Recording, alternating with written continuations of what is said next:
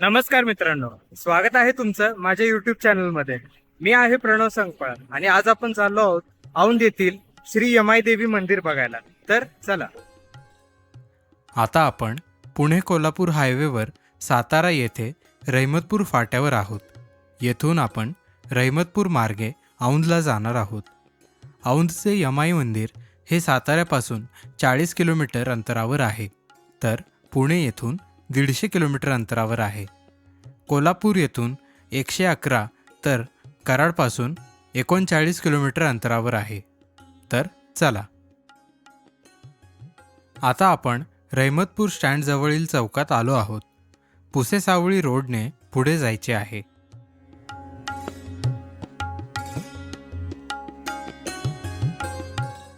महाराष्ट्रातील अनेक कुटुंबाची कुलदेवी किंवा कुलदैवत श्री यमाई देवी आहे. ही यमाई देवी येथे कशी आली, तिला यमाई हे नाव कसे पडले, याची एक रंजक कथा आहे. एका आख्यायिकेनुसार कंटकगिरी सध्याचे औंध येथे पूर्वी घनदाट अरण्य होते. त्यात औंधासूर नावाचा राक्षस राहत होता. तो ऋषीमुनींना त्रास देत असे. त्याला ठार करण्यास दख्खनचा राजा श्री ज्योतिबा आले. घनघोर युद्ध झाले, परंतु ज्योतिबांची शक्ती या बलाढ्य राक्षसाच्या शक्तीपुढे कमी पडू लागली. तेव्हा दिव्यस्मरण करताच या असुराचा वध आदिशक्तीच्या हातून घडणार हे नाथास उमगले. तेव्हा ज्योतिबांनी आदिमायेस ये माई अशी साद घातली. ज्योतिबांनी घातलेली साद ऐकताच आदिमाया आदिशक्ती दिव्य रूपात प्रकटली. ये माई या शब्दावरून देवीस यमाई हे नाव मिळाले. या यमाई देवीने औंधासुराशी युद्ध करून त्याचा वध केला. त्याच्या नावावरून या ठिकाणास औंध नाव पडले. दुसऱ्या एका आख्यायिकेनुसार श्रीराम वनवासात असताना सीतामातेचा शोध घेत या जंगलात आले. तेव्हा श्रीरामांची परीक्षा घेण्यासाठी पार्वती मातेने सीतेचे रूप धारण केले व पार्वती माता सीतेच्या रूपात श्रीरामांपुढे आली. मात्र श्रीरामांनी माता पार्वतीला ओळखले व ये माई असे स्वागत केले व वंदन केले. पार्वती मातेने श्रीरामांना दर्शन दिले. तेव्हापासून तिचे नाव यमाई असे झाले. समोर दिसणाऱ्या उंच टेकडीवर आपणास जायचे आहे.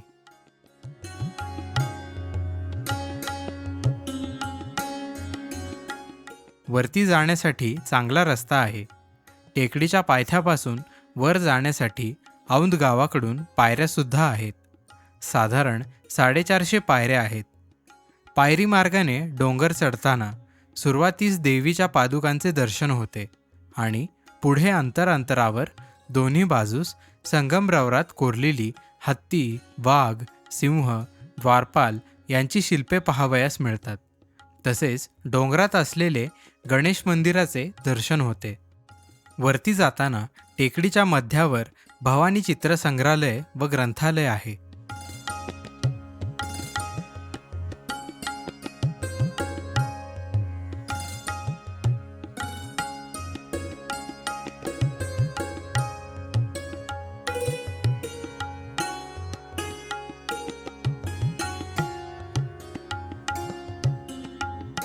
वरती पोहोचताच आजूबाजूच्या परिसराचे विहंगम दृश्य नजरेस पडते.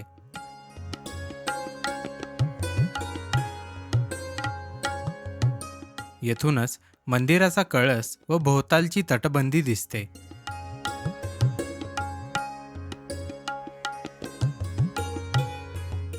तटबंदी एखाद्या गढी किंवा किल्ल्यासारखी दिसते.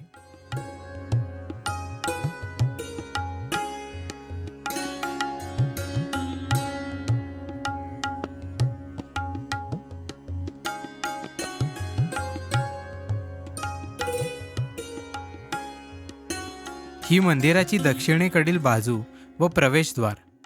या बाजूला 3 बुरुज आहेत. तटबंदीला एकूण 10 बुरुज आहेत. मुख्य प्रवेशद्वार उत्तरेस आहे. उत्तरेकडील प्रवेशद्वार पायऱ्याकडील बाजूला आहे.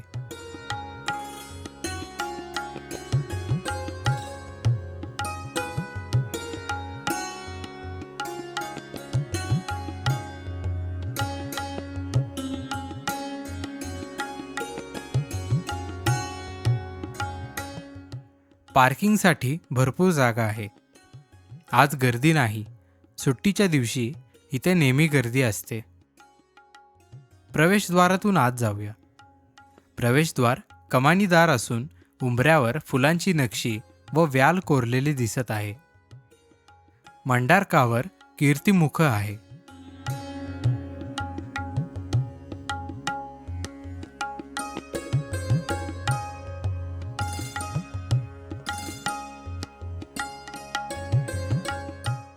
दरवाजा भक्कम लाकडी आहे.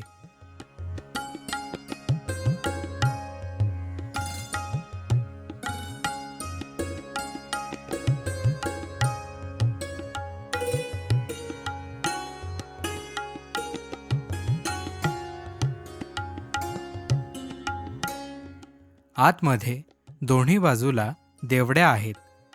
प्रवेशद्वारातून आत जाताच डाव्या बाजूला छोटे मंदिर दिसते. हे श्री दत्ताचे मंदिर आहे.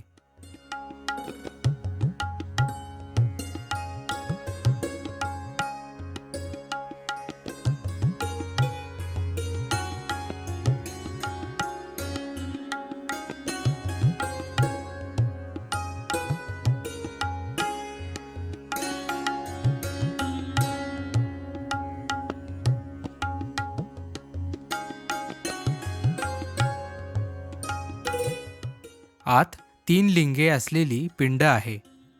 शेजारी छोटा नंदी देखील आहे. भिंतीमधील देवळीमध्ये श्री दत्तांची छोटी मूर्ती बसलेली आहे. उजव्या बाजूला तटबंदीमध्ये ओवऱ्या आहेत.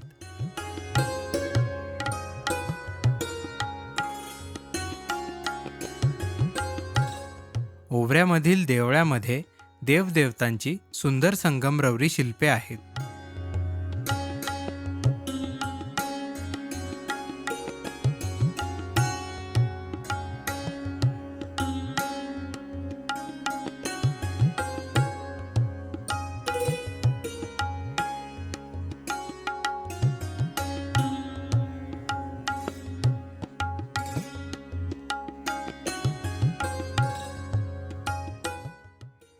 येथेच काही टोपल्या किंवा परड्या दिसतात. भाविक लोक देवीच्या ओटीबरोबर पीठ, मीठ इत्यादी जोगवा आणतात. तो येथे जमा करतात.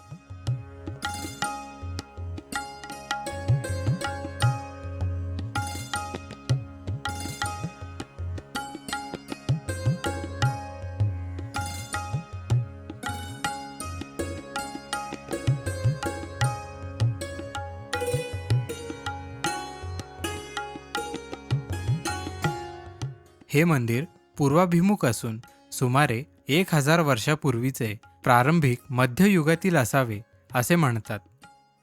हे तारकाकृती मंदिर असून जोते उंच आहे.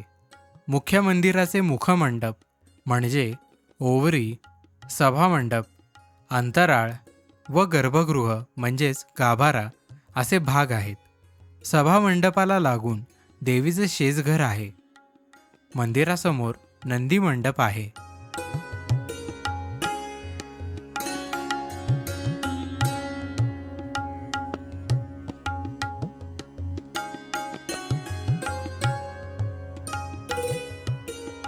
नंदी मंडपाच्या मागे जाळीची खिडकी आहे.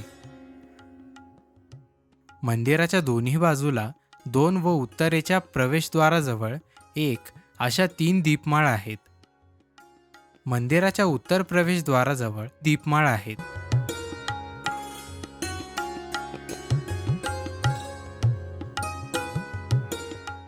मंदिराच्या परिसरात वानरसेना असते. आपल्या जवळील पिशव्या सांभाळा.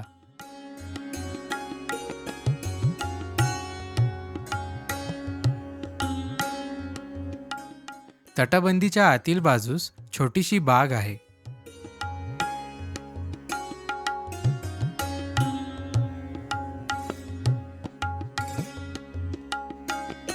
मंदिराचा 1745 व 1869 मध्ये जीर्णोद्धार झाला आहे.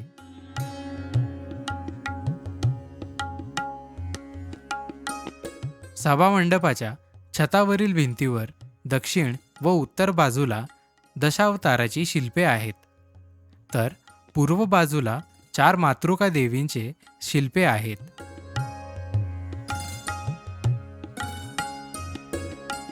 चार कोपऱ्यावर 4 चौकोनी मेघडंबरी व मध्ये छोटा कळस आहे. शिखर 9 स्तरांचे असून वरती 3 आमलक व कळस आहेत.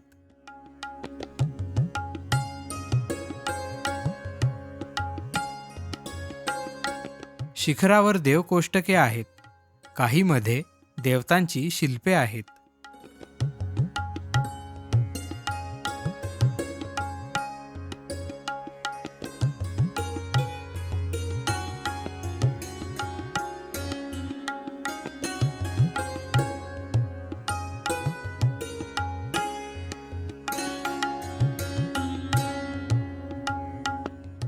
ओवरीला पुढील बाजूस 4 कोरीव स्तंभ आहेत. नंदी मंडप 4 कोरीव स्तंभावर असून आतमध्ये कोरीव सुंदर नंदी आहे.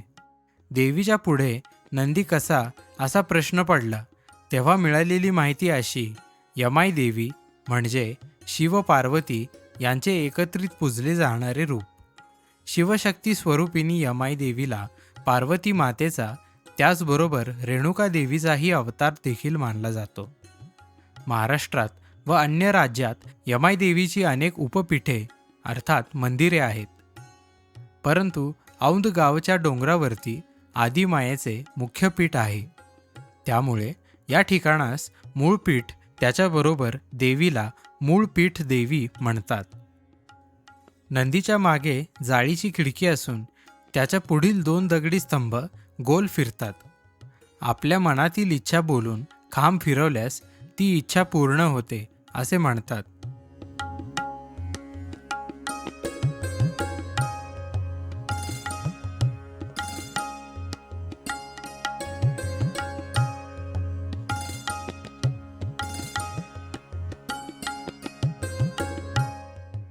आणि हा देवीचा रेणुका माता रूपातील मुखवटा. मंदिराच्या प्रवेशद्वाराची चौकट लाकडी असावी. त्यावर पितळेचा पत्रा बसवला आहे. प्रवेशद्वाराच्या ललाटावर गणपतीची मूर्ती असून उंबऱ्यावर कीर्तिमुख आहे. जमिनीवर संगमरवरी कासव आहे. ते नव्याने बसवलेले दिसते. सभामंडपाच्या छतावर मध्यभागी कोरीव नक्षी आहे. सभामंडपात 2 स्तंभ व 2 अर्धस्तंभ आहेत.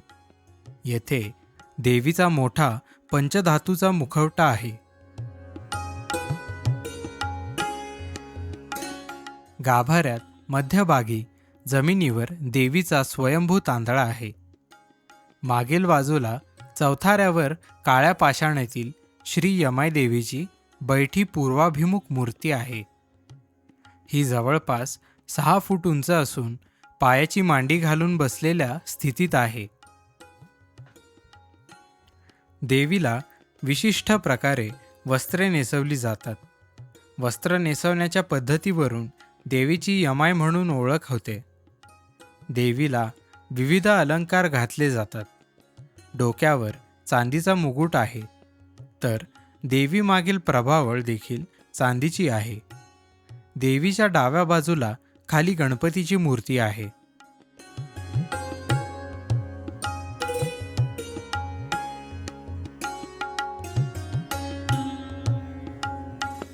देवीबद्दल अधिक माहिती आपण पुजारी सौ पछाडे यांच्याकडून घेऊया. नमस्कार, आम्ही कावेरी सचिन पचाडे. सर्व मंगल मांगल्ये शिवे सर्वार्थ साधिके शरण्ये त्र्यंबके गौरी नारायणी नमस्तुते. आज आपण आहे यमाई देवी औंध येथेच. तर हा देवीचा तांदळा आहे. हे देवीचं मूळ स्थान आहे आणि मूळ मूर्ती पाषाणाची आहे. 8 फूट मूर्ती आहे. चतुर्भुज आहे आणि ध्यानस्थ पार्वती स्वरूपातली मूर्ती आहे. त्याच्यामुळे मंदिराच्या बाहेर नंदी आहे विराजमान. तर या मूर्तीची खासियत अशी आहे, यमाई हे नाव श्रीरामांनी ज्यावेळेस वनवासात होते, सीतामाईला हुडकण्यासाठी गेलते. पार्वतीच्या मनात आलं की आपण रामाची परीक्षा घ्यावी, म्हणून तिने सीतेचे रूप घेऊन वनात प्रवेश केला. रामांना हे माहीत होतं, म्हणून सीता मातेचं रूप घेतलेल्या पार्वतीला आता डायरेक्ट पार्वती असं कसं हाक मारायची म्हणून रामांनी मागून ए माई अशी हाक मारली, म्हणून या देवीचं नाव एमाई असे पडलेलं आहे. तसेच ह्या देवीचं अजून एक मंदिर खाली गावात आहे, रेणुका मातेच्या स्वरूपात. तिथंही 4 अवतार आपल्याला बघायला मिळतील. एक रेणुका माता, जमदग्नी, त्यांचा मुलगा परशुराम आणि त्यांची गाई कामधेनू या स्वरूपात. आणि तसेच मोकळाई म्हणून ही मंदिर एक आहे, ते शरीर सुख देणारी देवी म्हणून मानली जाते. अशी ह्या 3 देवीची रूपं औंधमध्ये तुम्हाला बघायला मिळते. सौ कावेरीताई पछाडे यांनी देवीबद्दल व औंधबद्दल मोलाची माहिती सांगितली, त्याबद्दल त्यांचे खूप खूप धन्यवाद. श्री भवानी चित्र संग्रहालय व ग्रंथालय औंध. संग्रहालयात व्हिडिओ व फोटो काढण्यास बंदी असल्यामुळे याचा व्हिडिओ नाही. मात्र हे संग्रहालय प्रेक्षणीय असल्यामुळे ज्यांना यात आवड आहे त्यांनी हे आवर्जून पाहावे. संग्रहालयाची वेळ सकाळी 10 ते 5 अशी आहे. सोमवारी सुट्टी असते. हे बाळासाहेब प्रतिनिधींनी 1938 मध्ये स्थापन केले. हे जिल्ह्यातीलच नव्हे तर राज्यातील महत्त्वाचे वस्तू संग्रहालय आहे. येथे त्यांनी विविध ठिकाणाहून मिळवलेल्या देशी व परदेशी अमूल्य आणि दुर्मिळ अशा कलाकृती प्रदर्शित केलेल्या आहेत. त्यामध्ये रंगचित्रे, शिल्पाकृती, चंदनी, हस्तिदंती व संगमरवरी कोरीव कलावस्तू ठेवलेल्या आहेत. चित्रांमध्ये राजा रविवर्मा, पंडित सातवळेकर, मुल्लर, हळदणकर, ठाकूरसिंग व कलामहर्षी बाबूराव पेंटर यांच्या चित्राकृती आहेत. पाश्चात्य तसेच भारतीय कलाकारांनी तयार केलेल्या ब्रॉन्झ व संगमरवरामधील शिल्पाकृती आहेत. चंदन व हस्तिदंती कोरीव काम आहे. भरतकाम, जुनी दुर्मिळ नाणी आहेत. चांदीच्या पानावर कोरलेले रामायण, महाभारत, जहांगीर बादशाहची रत्नजडित काठी, मौल्यवान रत्ने, माणकाचा गणपती, नीलमण्यावर कोरलेला काली आमर्दन, पोवळ्यामध्ये कोरलेले गुलाबाचे फूल अशा अनेक मौल्यवान कलावस्तूंचा संग्रह आहे. आता हे संग्रहालय महाराष्ट्र शासनाच्या पुरातत्व व वस्तू संग्रहालय विभागाच्या ताब्यात आहे. याच वास्तूमध्ये ग्रंथालय असून तेथे विविध विषयांवरील सुमारे 11,000 पुस्तके आहेत. तर मित्रांनो, हाच होता औंध दर्शन या सिरीजचा भाग पहिला. दुसऱ्या भागामध्ये आपण औंध गावातील बाकीचे मंदिरे पाहणार आहोत. तर पुन्हा भेटूया पुढच्या भागामध्ये. तोपर्यंत धन्यवाद.